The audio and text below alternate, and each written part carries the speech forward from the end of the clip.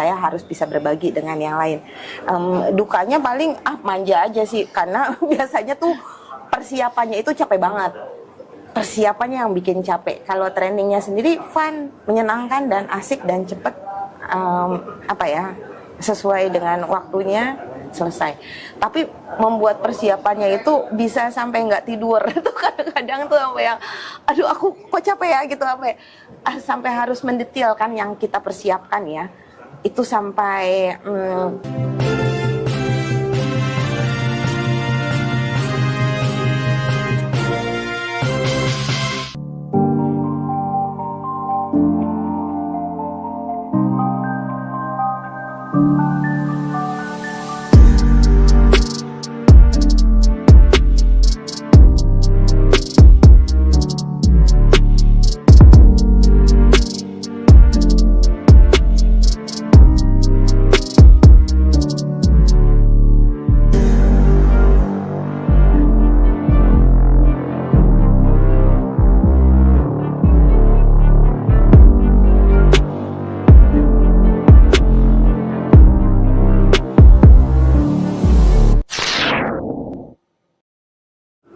Halo sahabat Bentala, bertemu lagi dengan Bentala Podcast. Kali ini bersama saya Anggun Alifah.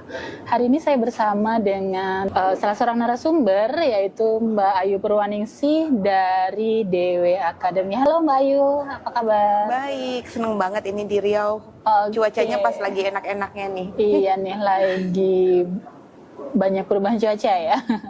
Nah, Mbak Ayu ini adalah salah seorang trainer di DW Academy. Mbak Ayu, DW Academy ini apa sih Mbak? DW Academy adalah satu lembaga yang terdepan dalam pengembangan media internasional. Jadi banyak kita memberikan pelatihan-pelatihan kepada wartawan-wartawan agar mereka bisa meningkatkan keterampilan mereka dalam menjalankan tugas mereka di lapangan. Oke, nah jadi memang fokus untuk pelatihan wartawan ya Mbak ya di seluruh dunia. Ini di mana aja sih Mbak bergeraknya?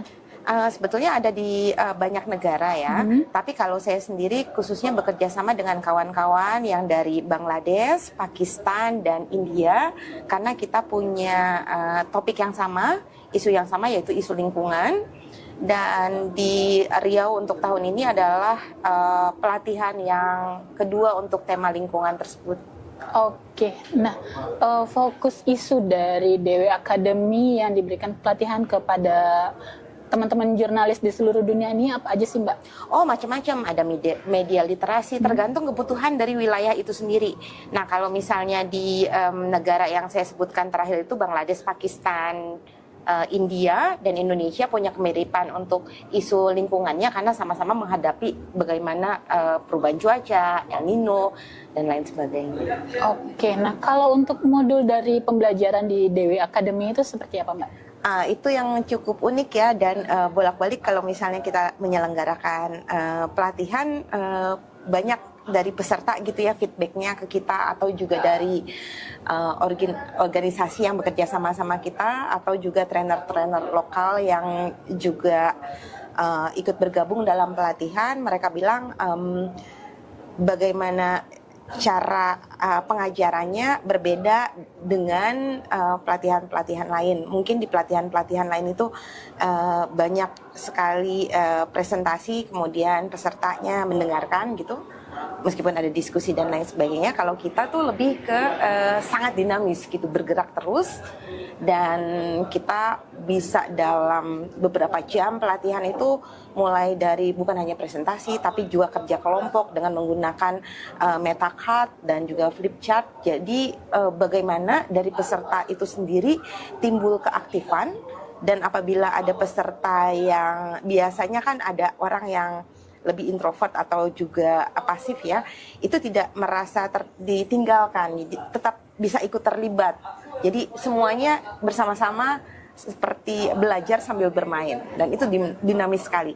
Menarik ya Mbak ya, artinya tidak ada peserta yang ngantuk gitu ya dalam... Kayaknya nggak mungkin.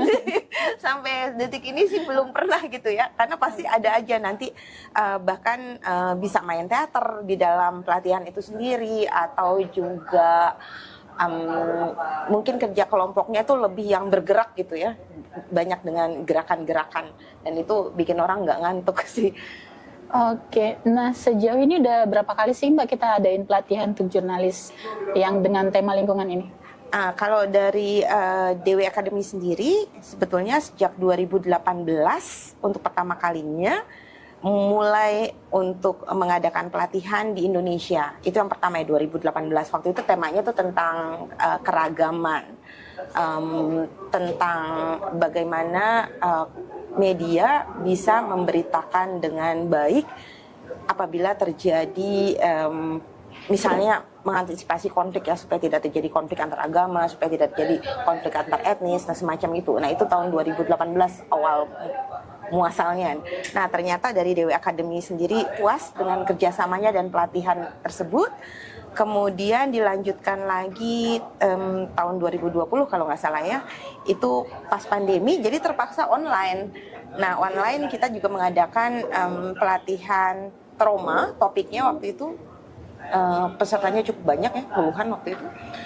Bagaimana wartawan-wartawan itu bisa memberitakan isu tentang yang berkaitan dengan trauma apapun bentuknya, atau bagaimana mengatasi trauma mereka sendiri karena kerja-kerja di lapangan, atau juga kesehatan mental mereka dalam bekerja. Nah, kemudian di setahun sebelumnya sebetulnya kita udah mulai menggiatkan isu lingkungan gitu ya, dan juga ada training juga itu online, karena waktu itu udah mulai itu ya masa-masanya masa pandemi ya, jadi susah itu ya. Nah itu juga kita mengadakan pelatihan yang pertama untuk isu lingkungan, dan responnya cukup luar biasa waktu itu. Yang ikut banyak, yang melamar banyak, tapi nggak bisa terpilih semuanya tentunya. Dan kita fokus kepada pembuatan video gitu. Karena apa? Karena sekarang formatnya udah bergerak gitu ya. Bukan, orang-orang cenderung untuk lebih suka menonton, sehingga kita berusaha untuk mengakomodir itu. Jadi banyak teman-teman wartawan yang tadinya mungkin berasal dari media cetak atau media online, atau ya tidak bersinggungan dengan film ya, atau dari radio gitu, akhirnya mulai menjadi jurnalis video gitu, belajar bersama-sama gitu. Dan yang sekarang juga ditekankan juga sama, bagaimana untuk membuat laporan dengan format video. Kenapa sih Indonesia dipilih menjadi salah satu negara yang bekerja sama dengan DW Academy? Indonesia merupakan salah satu negara yang dipandang cukup penting ya di dunia internasional. Untuk itu DW Academy menitik beratkan juga perhatian ke Indonesia, dan terakhir ini ke isu lingkungan, karena banyak hal-hal atau isu-isu lingkungan yang sebetulnya bisa menjadi isu internasional, yang bisa juga dibuat oleh teman-teman di Indonesia ini untuk bisa menjadi isu internasional, diangkat di isu internasional. Nah, oleh sebab itu kita berpikir bahwa bagus juga gitu untuk mengajak teman-teman di Indonesia, melatih teman-teman di Indonesia bagaimana untuk membiasakan diri membuat berita-berita yang lokal menjadi bisa dinikmati di tatanan global juga. Oke, menarik dong. Berarti artinya suara-suara yang di tingkat tapak bisa terdengar sampai ke tingkat nasional, internasional gitu ya Mbak. Betul. Ya. Untuk kali ini kan ada pelatihan di Riau ya Mbak Ayu ya. Kenapa sih Riau tuh yang dipilih untuk pelatihan kali ini tentang jurnalisme video lingkungan ya Mbak ya? Ya, tadinya kita online ya, jadi waktu di online itu memang kita nggak spesifik daerah mana. Nah, terus pelatihan-pelatihan sebelumnya memang ada topik yang spesifik gitu yang kita pilih, dan kita udah muter tuh dari Bandung, Pontianak, macam-macam ya, Ambon, mana lagi saya lupa. Tapi waktu itu temanya memang bukan lingkungan. Nah, ketika kita masuk bicara soal lingkungan, terus kita melihat banyak sekali konflik lahan yang terjadi di Riau, kemudian juga sebetulnya banyak berita-berita yang dari wilayah Riau dan sekitarnya itu, yang seperti saya bilang tadi juga, mungkin itu berita lokal, tapi sebetulnya itu juga bisa diserap atau juga menjadi menarik untuk di tatanan global. Nah, oleh sebab itu kita memilih Riau dan sekitarnya untuk mengadakan pelatihan kali ini. Oke, nah kalau seberapa sih Mbak menurut teman-teman dari DW Akademi isu-isu di Riau ini urgent untuk sampai ke tingkat internasional? Sama seperti wilayah-wilayah lainnya ya, sebetulnya tidak spesifik di Riau aja ya, di daerah-daerah lain juga banyak sekali isu lingkungan seperti banjir, kemudian juga kekeringan, perubahan iklim. Itu semua sebetulnya kan ada dua dampak yang disebabkan dari isu lingkungan itu ya, yaitu pertama kepada manusianya, kemudian juga kepada lingkungannya. Nah, dua hal itu kan sebetulnya juga menjadi perhatian di negara-negara lain, karena ya serupa juga gitu, isunya seperti itu gitu. Nah, oleh sebab itulah kita juga kepingin bahwa berita-berita yang di sini juga bisa menjadi cerita yang mereka bisa konsumsi gitu, bisa mereka lihat atau mereka tonton. Oke, nah Mbak Ayu, kalau ada jurnalis yang ingin bergabung belajar bersama DW Akademi itu gimana caranya, Mbak? Di DW Akademi memang bukan hanya pelatihan-pelatihan yang jangka pendek gitu ya, seperti yang berapa harian, tapi juga ada program-program lain yang ditawarkan, misalnya namanya volontariat gitu ya. Nah, itu bahkan ada dua jenis, ada yang jangka pendek itu 6 bulanan, satu yang jangka panjang itu bisa sampai 18 bulan. Nah, biasanya mereka yang lulusan dari universitas itu dan tertarik untuk terjun ke jurnalistik gitu ya, untuk kerjanya, bisa untuk melamar di volontariat itu. Nah, yang cukup menarik adalah nggak harus bahwa itu lulusan dari universitas, maksud saya fakultas khusus komunikasi atau jurnalistik. Tapi kalau misalnya sekolahnya beda gitu ya, pendidikan S1-nya mungkin jurusan apa, tapi memang tertarik ke dunia jurnalistik, mereka juga bisa mendaftar ke volontariat tadi gitu. Nah, salah satunya cuma persyaratannya itu harus bisa bahasa Jerman. Sebenarnya orang langsung ketakutan, bahasa Jerman susah banget gitu ya. Jangan khawatir, karena persiapan itu cukup panjang. Jadi bisa sebetulnya dalam waktu 1 tahun orang bisa secara intensif belajar bahasa Jerman. Dan tentu saja orang nggak langsung bisa bahasa Jerman ya. Jadi itu terus berproses dan belajar. Tapi jangan khawatir, jangan pernah ketakutan dengan bahasanya. Asal karena biasa. Kalau udah terbiasa pasti bisa juga.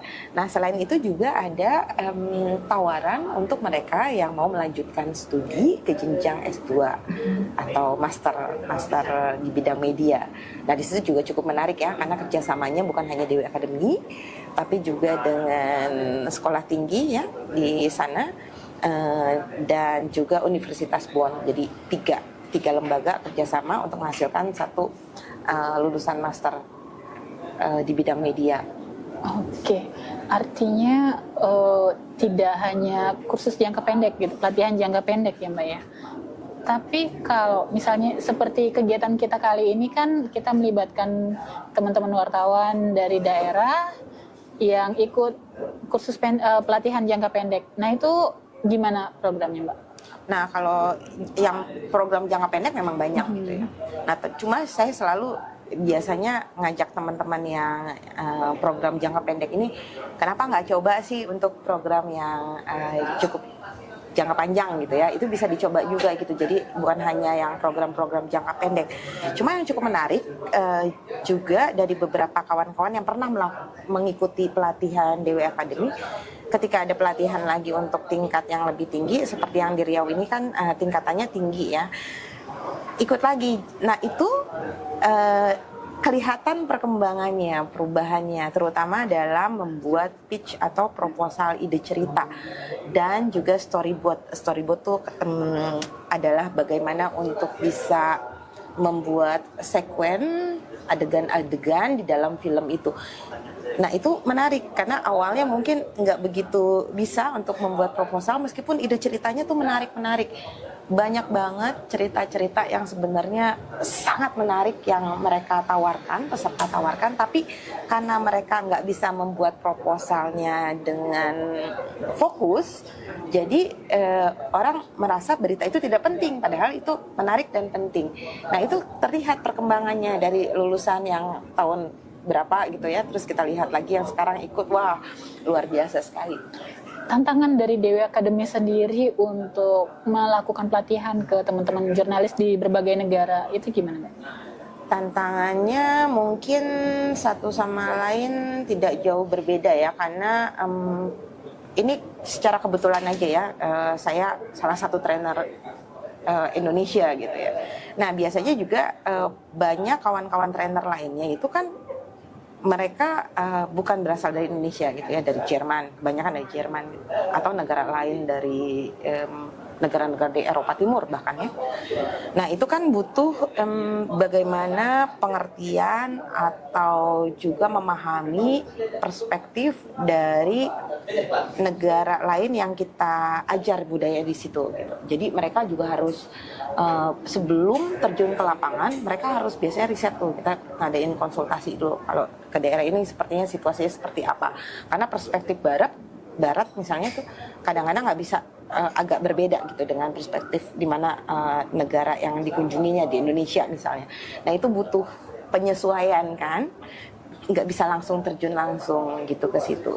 Nah biasanya kita mengadakan riset dulu sebelum bikin proposal atau pelatihannya, kemudian banyak penyiapan yang namanya matriks. Matriks itu adalah perencanaan mulai dari tujuan bukan per keseluruhan pelatihan ya, tapi bahkan per session, per sesinya itu. Jadi kalau pas lagi sesinya storytelling gitu, tujuannya supaya apa, itu udah kelihatan dan metodenya seperti apa. Kita siapkan itu dalam satu matriks yang cukup detail kalau Jerman, tidak rumit tapi itu memudahkan kita bahkan sebagai trainer untuk bertindak taktis dan juga cekatan ketika kita mengajar. Kita buka matriknya udah ada nih, di situ udah ada link-linknya juga untuk misalnya kita butuh PowerPoint atau kita butuh langsung game atau butuh langsung pindah ke flip chart, itu memudahkan sekali. Itu juga salah satu yang membantu bagaimana meskipun kita bukan satu bahasa misalnya ya, itu bisa mengajar juga di wilayah yang bahasanya berbeda. Sejauh ini ada berapa banyak trainer Mbak di Dewi Academy? Puluhan? Nggak tahu deh, kalau itu gak bisa jawab. Banyak banget ya berarti. Banyak banget. Oke, kalau Mbak Ayu sendiri udah berapa lama di Dewi Academy, Mbak Ayu? Aku di Dewi Academy seperti yang aku bilang tadi, pertama kali 2018. Nah, aku tuh yang pertama ikut pelatihan pertamanya, ikut pelatihan dulu training untuk trainer dan langsung terjun untuk mengajar. Tapi sebelumnya aku sendiri juga sudah menjadi trainer di bidang jurnalistik lebih dari 20 tahun lalu. Berarti sudah. Cuman bersama ADW Akademinya baru 2018 di project pertama itu. Apa sih yang membuat Mbak Ayu ingin terjun ke dunia pelatihan jurnalistik? Karena apa yang aku pelajarin itu boleh dibilang bahwa meskipun aku biasa-biasa aja gitu ya, tapi aku ngerasa aku punya privilege untuk mengenyam pendidikan di luar negeri gitu, meskipun setengah mati ya. Tapi aku ngerasa bahwa aku nggak bisa hanya ilmu itu buat kita sendiri aja. Aku harus bisa untuk berbagi itu kepada teman-teman aku yang masih belum mendapatkan kesempatan yang sama. Dan aku sering berpikir tentang itu, berpikir keras sekali. Karena apa? Karena aku sangat mencintai dunia jurnalistik sejak kecil gitu. Bahkan sejak kecil aku senang banget nonton berita.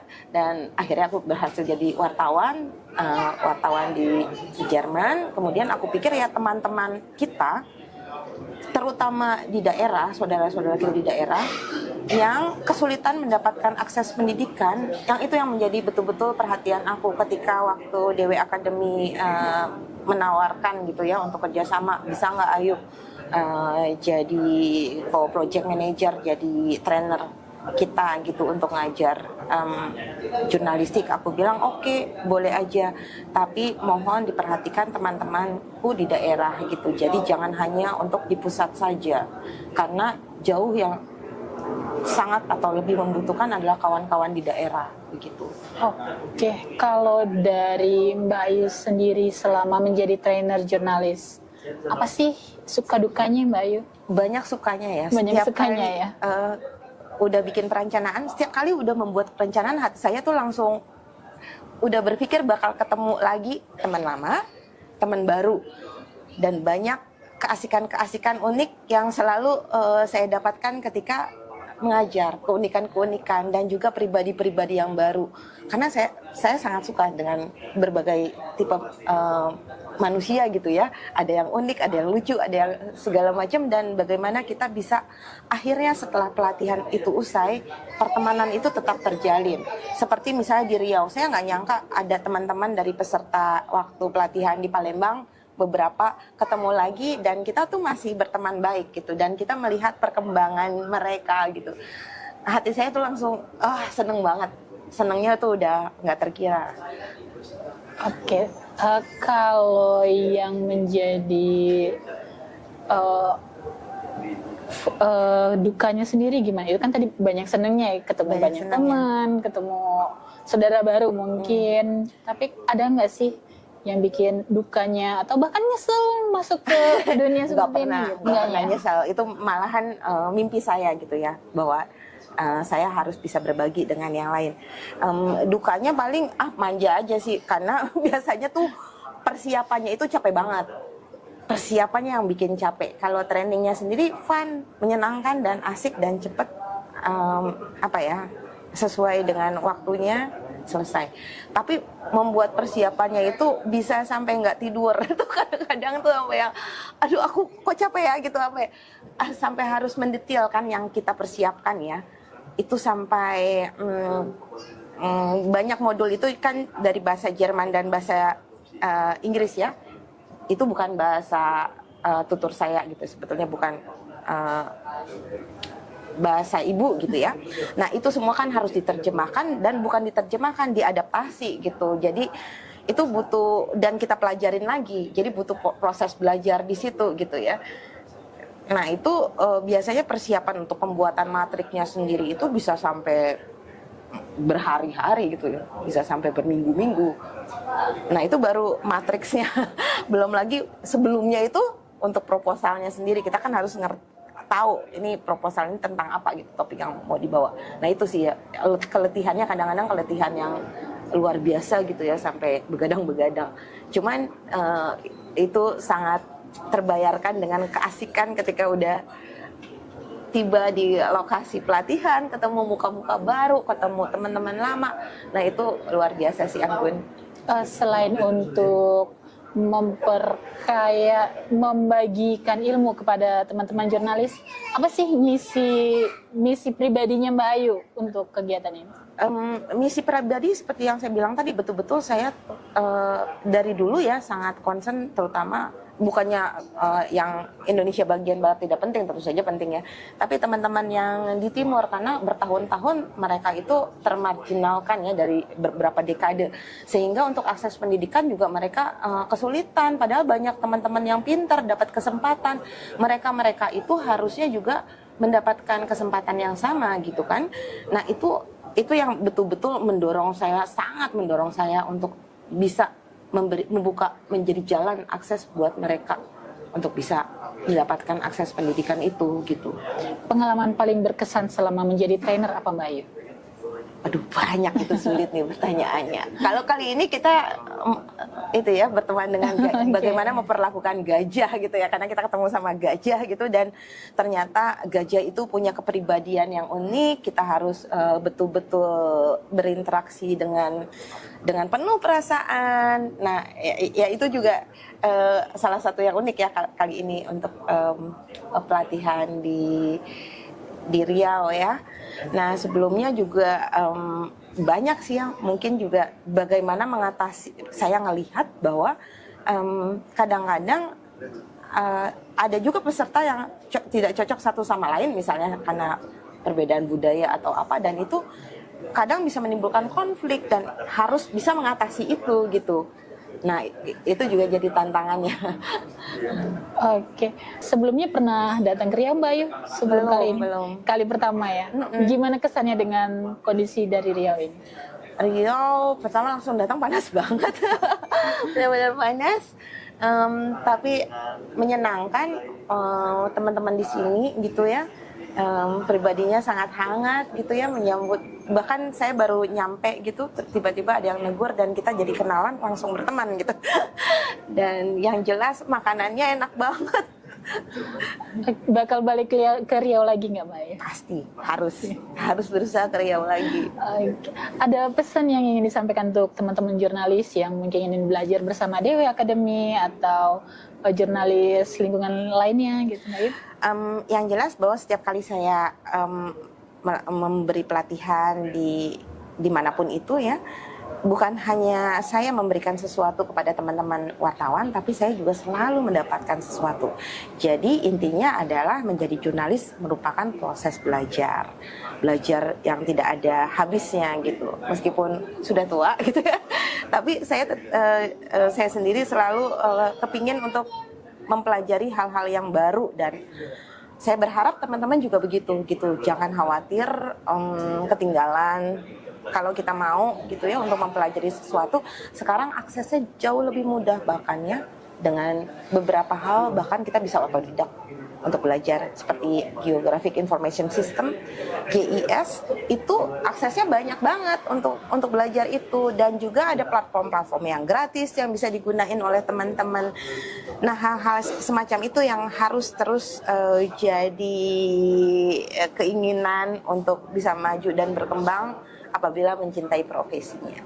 Selain itu Mbak Ayu, untuk misi kedepannya, Mbak Ayu apa sih yang ingin dicapai dari teman-teman jurnalis ini setelah mendapat pelatihan ataupun dengan misi liputan-liputannya ke depan gitu Mbak Ayu? Nah, ke depan karena kita kali ini datang hadir gitu ya, menitik beratkan pada jurnalisme konstruktif ya, di mana kita tidak hanya kalau kita lihat kan kemarin dari diskusi teman-teman, abis yang laku ini yang clickbait, yang bombastis. Ternyata banyak juga berita-berita yang dikemas dengan jurnalisme konstruktif tadi, yang juga menjadi minat perhatian dari audiens. Tergantung dari tekniknya bagaimana kita mengemasnya. Dan hal itu bisa membantu betul untuk masyarakat sendiri, bagaimana bisa menjadi inspirasi, bagaimana masyarakat masih bisa berharap bahwa dunia ini belum kiamat, kita masih bisa mencari solusi, berbuat sesuatu untuk lingkungan kita.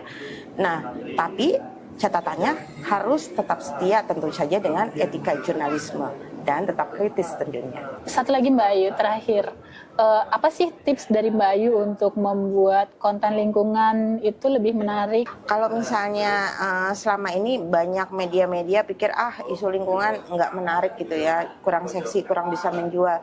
Nah, padahal isu lingkungan itu selalu berkaitan dengan sektor lainnya, mulai dari bisnis, ekonomi ya, terus dengan bahkan olahraga, infotainment, itu bisa saling bersinggungan loh dengan isu lingkungan. Nah, itu oleh sebab itu maka perlu bagaimana caranya supaya teman-teman bisa mengemas itu supaya menjadi perhatian dari audiens kita. Ada banyak hal, misalnya dengan apabila kita cuma menyodorkan ini aja nih faktanya seperti itu, belum tentu audiensnya langsung pengen nonton. Nah, itu semua harus dikemas. Mulai dari penyajian data, hasil riset data, bagaimana itu divisualisasikan dengan mudah sehingga orang bisa mencerna data-data tersebut dengan gampang. Itu yang pertama. Atau juga lewat visualisasi peta yang cukup menarik, tapi tidak ketinggalan adalah bagaimana kita membuatnya dengan gaya storytelling gitu, dengan bertutur. Kalau storytelling itu sebenarnya mengadopsi dari film-film Hollywood mungkin ya, film-film yang sebetulnya fiksi. Nah, itu kita adopsi adopsi agar orang bisa mengikuti runtutannya itu dengan enak sampai di akhir film.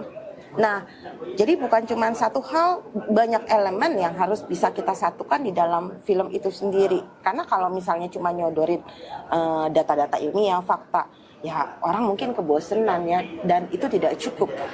Itu juga harus bisa diverifikasi di lapangan ketika kita ketemu sama orangnya, kita wawancara bagaimana perasaannya dia, bagaimana dia mengatasi masalah itu. Itu kan hubungan emosional yang tidak cukup hanya dari data-data saja ya. Jadi perkawinan-perkawinan semacam itu juga yang bisa membuat satu berita lingkungan bisa jadi menarik untuk dinikmati. Oke, terima kasih banyak Mbak Ayu untuk kesempatannya hari ini. Terima kasih juga Anggun. Demikian sahabat Bentala podcast kali ini. Dengan semangat dari bumi untuk bumi, tetap jaga dan lestarikan lingkungan kita. Better Journalist for Better Environment bersama saya, Anggun Alifah.